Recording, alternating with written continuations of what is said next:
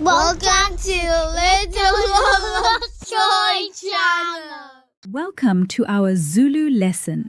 Today we are learning Onkamisa. In isiZulu, we have 5 vowels. A, E, I, O, U. Let's say them together slowly. A, E, I, O, U.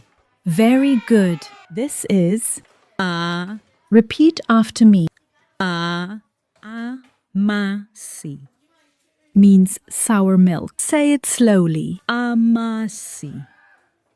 This is Elele. Elele means sleeping. This is I. Repeat after me. Ishumi. Ishumi is number 10. This is O. Repeat after me. O. Owami means mine. Say Owami. This is U. Repeat after me. U.